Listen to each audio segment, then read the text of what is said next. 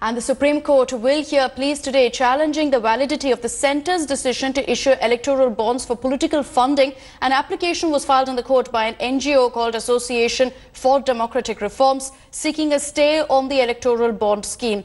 It alleged that the amendments carried out in the scheme led to unlimited corporate donations being made to political parties and anonymous financing by Indian as well as foreign companies.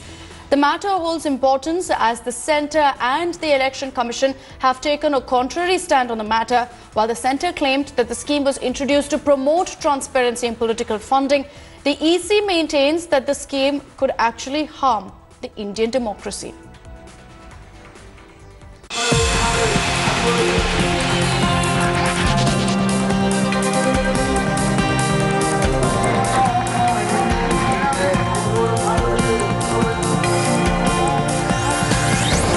The world's largest democratic exercise, and probably it's the most expensive. A year ago, India moved to overhaul campaign financing. The Modi government notified electoral bonds in January 2018. An innovative instrument designed to detect the money flowing through India's political arteries. This will be cleaner money coming from the donor, cleaner money coming into the hands of a political party. We would have cleansed the whole substantially the whole process, and there would be a significant amount of transparency. Today there is nil transparency when a cash is given. The source of the money is not known, the donor is not known, where it is spent it is not known.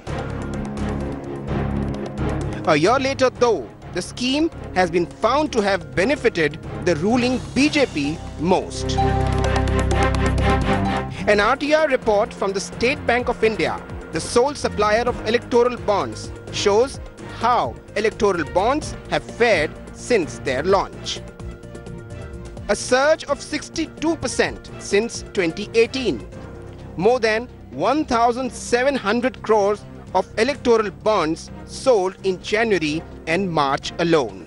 The Association for Democratic Reforms has dived deep. It found financing through electoral bonds is skewed heavily in favor of national parties. Among them, the BJP walked away with the lion's share. It received 210 out of 215 crore raised through electoral bonds.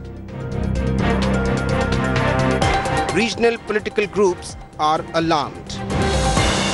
As a level playing field, what happens to smaller political parties like ours, the JDU, where large amounts of money, ostensibly sanitized and legally, are flowing to the larger parties through the electoral bond scheme, and it therefore skews up the level playing field. Anonymous donors can buy electoral bonds for up to ₹1 crore from the SBI to make donations to preferred political parties. The scheme has left the watchdogs worried. It is not a question about equal funding. It's a question about who is funding. If the people of India, all the voters fund the BJP or any political party, that is welcome. Because that's what the people want. The trouble is when a few very wealthy individuals or corporates, or God only knows now after electoral bonds who is funding them, then the government will work for the benefit of those who are funding them and not for the benefit of the people. And so that is a big threat to Indian democracy. The Association for Democratic Reforms has challenged the electoral bond system in the Supreme Court. The Election Commission has also expressed reservations about this form of political funding. With identities undisclosed, the rush to fund political parties ahead of the Lok Sabha polls through electoral bonds is not surprising. In fact, the experts say it is part of a well-thought-out strategies by the parties in power to fill their coffers. So as our netas set out to their political battlefields, eyes will also be on the Supreme Court, which takes up this matter. With Pankaj Khelkar in Pune, this is Anand Patel in New Delhi for India Today. And don't forget to watch Speech Analytica at 2 p.m. today with Rahul Kanwal as a panel of experts come together to decode Rahul Gandhi's speech in Maharashtra's Chandrapur today.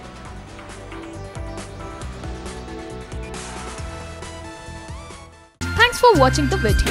For more such news and updates, please like, share and subscribe to India Today. Also check out our other great videos from our channel. We know you would love to.